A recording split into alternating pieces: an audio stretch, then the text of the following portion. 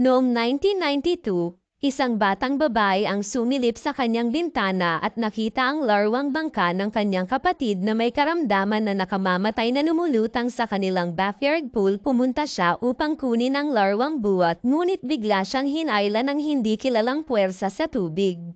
Pababa ng pool na inabot sa kanya ang dalagita ay lumangoy para abutin ang kamay ng babae, ngunit nang muli siyang lumabas ay wala na ang babae. Saka sinubukan niyang kunin muli ang larwang bo at nang sa wakas ay nakuha niya ito ay may humila sa kanya pababa sa dalaga.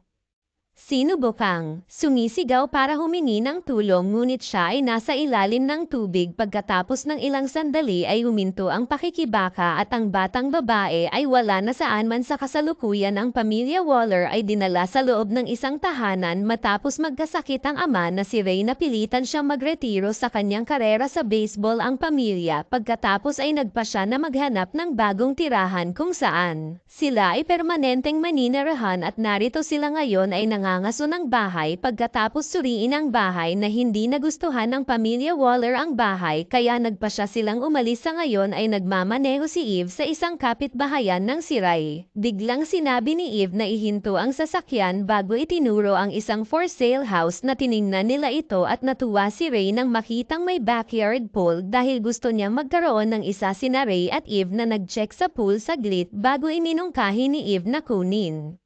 Pabalik sa loob ng bahay, ngunit nakita ni Ray ang isang baseball at yumuko ito para abutin ito, ngunit nahulog siya sa karamihan, at habang nasa ilalim siya ay bigla niyang naalala ang isang pagkakataon na naglalaro pa siya ng baseball. Ang kanilang anak na si Elliot ay unang natagpuan ang kanyang ama at sumigaw ng tulong kay Eve, at sumunod naman ang anak nilang si Izzy. Tinulungan si Ray palabas ng pool. Dinala ni Eve si Ray sa ospital at iminungkahi ng doktor si Ray na maghanap ng low impact na aktibidad na maaari niyang gawin araw-araw tulad ng yoga o paglangoy. Baka magkaroon siya ng isa pang episode. Habang papalabas ng ospital, sinabi ni Ray kay Eve na gusto niyang bumili ang bahay na may mga taong nasa likod bahay. Dahil hindi lang niya ito nagustuhan, ay maaari rin siyang magkaroon ng swing therapy. Ay ipinahayag ni Eve ang kanyang kaligayahan na sa wakas ay manirahan na sila sa isang permanenteng tirahan. Hindi tulad noong ang karera ni Ray sa baseball ay humuunlad pa at palagi nilang kailangang lumipat.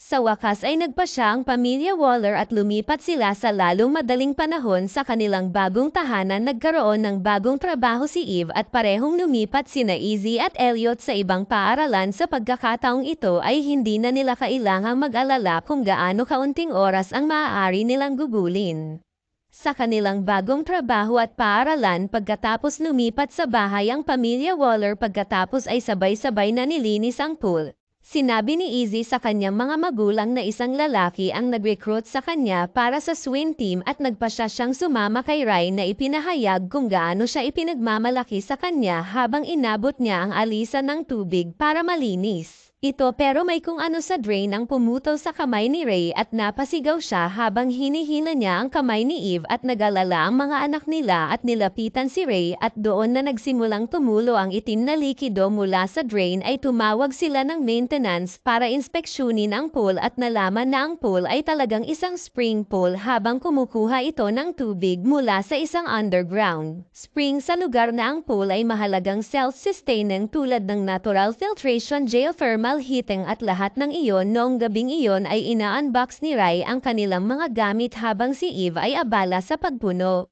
out a form. Si Eve ay nag-night swim pagkatapos at napansin niya na ang kanilang mga alagang pusa ay tila kakaiba ang kinikilos. Ito ay tila nabalisa, ngunit si Eve ay walang nakitang anumang bagay na maaaring mag-trigger nito, at nagpa siya na huwag pansinin ito sa pag-aakalang ang pusa ay hindi pamilyar sa ang bagong lugar. Ay nagpatuloy si Eve sa paglangoy hanggang sa may nakita siyang isang lalaki na nakatayo sa tabi ng pool. Nagulat siya, ngunit natawa ito sa pag-aakalang si Ray lang iyon. Ngunit nang maaliwalas niyang tingnan at wala siyang nakitang tao doon ay kinilabutan siya. Saka nagsimula ang mga ilaw sa pool.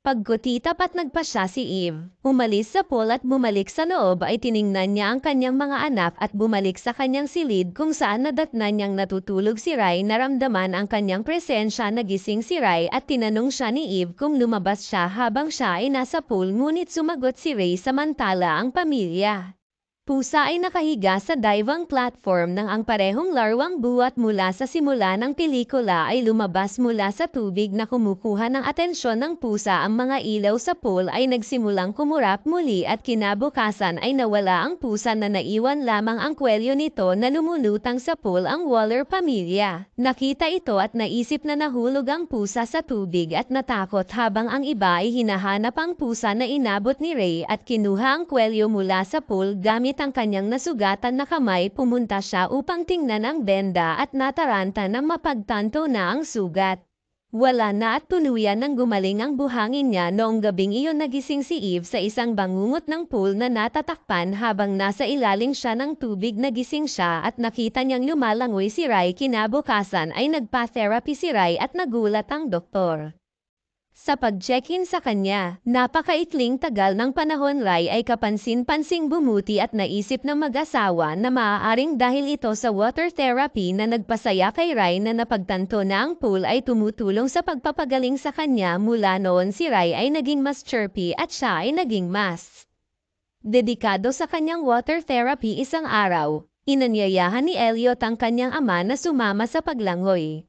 Si Ray ay gumuhit ng isang smiley na mukha sa isang barya at hiniling kay Elliot na ihagis ito sa pool para sa kanya kapag siya ay tapos na sa paglilinis. Kaya hinintay ni Elliot ang kanyang ama sa pool. Nakaupo siya sa ilalim ng tubig nang mapansin niya ang isang barya na inihagis sa pool. Muli siyang lumutang sa pag-aakalang nandoon na ang kanyang ama, ngunit nakita niyang walang sino man. Ang isang nalilitong Elliot na nagsuot ng kanyang salaming decolor at hinanap ang barya sa ilalim ng tubig, ngunit mas maraming mga barya ang nahagis at isa sa mga ito ay nakahiga sa ibabaw ng the drain. Narinig ni Elliot ang isang boses na tumatawag at tumingala siya para makita ang isang batang babae na nanunood sa kanya. Muli siyang bumangon para kausapin ang dalaga, ngunit hindi na siya nakita. Nagsisimula ng matakot si Elliot, ngunit sinabi na lang niya sa kanyang sarili na si Izzy lang ang sinusubukang takutin.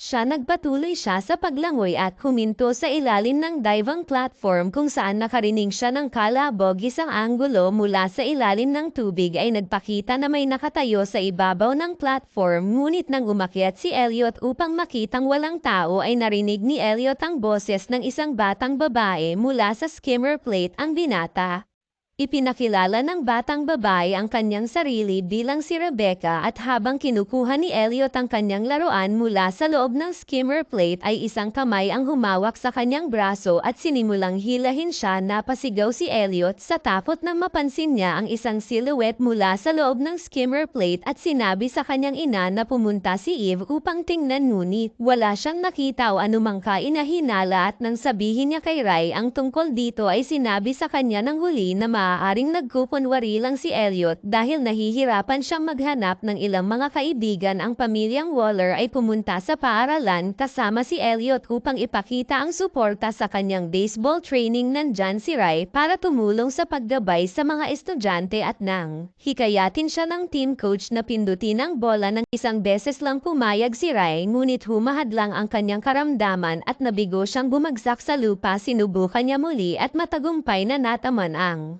bolang. Pinalipad dito ng napakalayo sa dami ng lakas na nagawa niyang tamaan, pero imbes na matuwa si Eve at ang kanilang mga anak ay nataranta na lamang sila at nagulat na dumating ang gabi at iniwan saglit ni Ray at Eve ang kanilang mga anak sa bahay ni Izzy. Binalaan si Elliot na huwag siyang daga at yayain si Ed ng isang schoolmate at kasama sa paglangoy na si Ronan. Sa ibabaw ng hinamon ni Ronan si Izzy na hanapin siya sa pool na nakapikit. Tinanggap ni Izzy ang hamon, ngunit may humila sa kanya pababa at nang imulat niya ang kanyang mga mata ay napagtanto niya na siya ay kakaibang masyadong malalim sa tubig na halos hindi niya makita ang ibabaw ng pool. Ay agad siyang umahan sa tubig, ay lubos na nataranta at gumapang nang sabihin sa kanya ni Ronan na hindi siya ang umila sa kanya. Just caught or something, and that nothing was down there on Saturday. Elliot knocked on Izzy's door and asked her if she saw something in the pool, but Izzy denied it as she didn't want anything to happen that might compel them to move again. Elliot shared his Ideya na ang pool. Baka tinutulungan at pinagmumultuhan sila kasabay ng pool party at nag-set up si Elliot ng camcorder para kunan ang lahat ng nangyari sa pool pagkatapos ng nangyari sa kanya at ang biglaang pagbuti ng kanusugan ng kanyang ama ay naging kainahinala niya ito ay parehong fine na ngayon ay nagsisimula ng mag-alala paminsan-minsan dahil sa pool kaya tinanong namin ang realtor tungkol sa pool at sinabi sa kanya ng realtor ang tungkol sa isang kwento tungkol sa backyard pool na narinig niya kamakailan ang mga taong nakatira sa bahay noon. Hindi kailanman naramdaman. Komportableng gamitin ang pool dahil may isang batang babae ang nalunod dito ilang taon na ang nakakaraan. Tinanong mo kung ang pangalan ng babae ay Rebecca at nang makumpirma ito ng realtor ay may nangyaring siray na may batang nakadapo sa kanyang mga balikat ay naglalaro sa pool nang may lumabas na itim na likido. Ang alisa ng tubig at pumasok sa kanyang bibig ay sinapian nito si Ray at tinangka niyang lunurin ang bata sa kanyang balikat. Nakita ito ni Elliot at agad na tinawagan ang kanyang inabuti na lamang at hindi nakasuhan ang mga bata na magulang at sa kabila ng galit ay naunawaan nila na kailangan ni Ray. Nagkaroon ng panibagong episode habang naglalaro sa pool. Pagkatapos ng pangyayaring iyon nagsimula na ring huminga si Ray at kumubo ng itim na likido kaya napagpasyahan niyang magpahinga muna sandali. Ang buong pamilya ngayon ay pagod na dahil sa mga taong ginawa ni Eve sa kanya.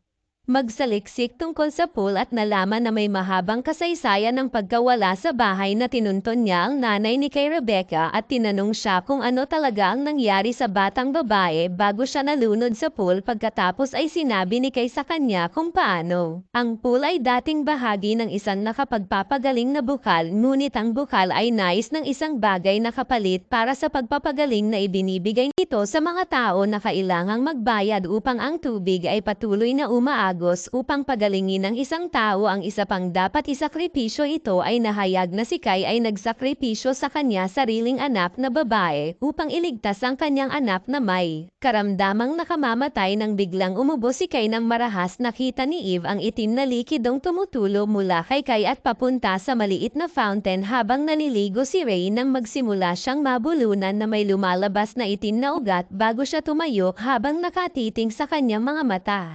Pagdilat ay narinig ni Elliot ang niyaw ng isang pusa at pumunta sa pool na misteryosong napuno ng tubig. Muli ay tiningnan niya ang lumubog na flamingo float ngunit nahulog siya sa pool at nagsimulang magsara ang takip ng pool sa sarili nitong. Tumakbo si Izzy para pigilan ang pagsara ng takip ngunit hindi na ito napigilan sa tulong ni Eve na kara-rating lang ay napigilan nila ang pagsara ng pool. Tumakbo si Izzy para humingi ng tulong habang hinanap ni Eve si Elliot sa ilalim ng tubig ngunit hindi niya ito makita kahit saan at doon na niya nakita ang isang madilim na lugar ay sinigurado niya ang sarili. At lumangoy sa dilim. Natagpuan niya si Elliot sa pinakamalalim na bahagi at sinubukang hilahin ito palabas ng tubig ngunit ang lahat ng mga taong isinakripisyo sa nakapagpapagaling na bukal ay patuloy na hinihila sila pabalik. Ay nakipaglaban si Eva laban sa kanila at nakawala ngunit dahil sa kadiliman ay hindi niya magawa. Hanapin ang kanyang daan palabas. Pagkatapos ay lumitaw si Rebecca na may hawak na barya ni Elliot sa kanyang kamay. Binitawan niya ito at napagtanto ni Eve na imbes na lumangoy siya ay lumalangoy siya pababa. Sa halip ay sa wakas ay nakita ni Eve ang liwanag ng buwan at kinuha ang kanyang anak mula sa tubig na sepump on dibdib ni Elliot. Sinusubukang iligtas siya. Izzy sa kabilang banda ay nasugatan ng madulas siya sa isang luzek ng tubig at aksidenteng nahawakan ang mga pira-pirasong salamin sa sahig. Pagkatapos ay nakarinig siya ng kakaibang tunog at hinanap ang kanyang ama at nakita niyang inaalihan siya ni Ray na hinahabol ay kulang na kulang. Para isakripisyo siya sa spring pero nanlaban at nagtago si Izzy nang mapansin niya sina Eve at Elliot. Lumabas siya at inatake si Eve nang hindi niya namalayang nakatayo na si Izzy sa likod niya gamit ang isang paniki na hinampis siya nito dahilan para malaglag siya sa lupa at kasama si Eve. Nakakaaliw. Bulong ni Ray. Sa wakas ay nakabalik na rin si Ray. Nagising na rin si Elliot kaya naghanda ang pamilya na umalis sa lalong madaling panahon ngunit napansin ni Ray ang itim na likidong kumakalat sa pool at alam niyang may kailangang magbayad para sa mga multo ng Hilang Spring para tumigil sa pagmumultuhan. Sila Ray ay nagpasya at lumangoy patungo sa itim na likido na isinakripisyo ang sarili sa kabila ng trahedyang nangyari. Nagpasya si Eve at ang kanyang mga anak na manatili sa bahay upang walang ibang mabiktima ng tagsibol. Nagpasya rin sina Eve, Izzy at Elliot na kunin ang pool pinonansa. Pigilan ng tagsibol mula sa muling pagmumulto sa kanila. Maraming salamat po sa panonood.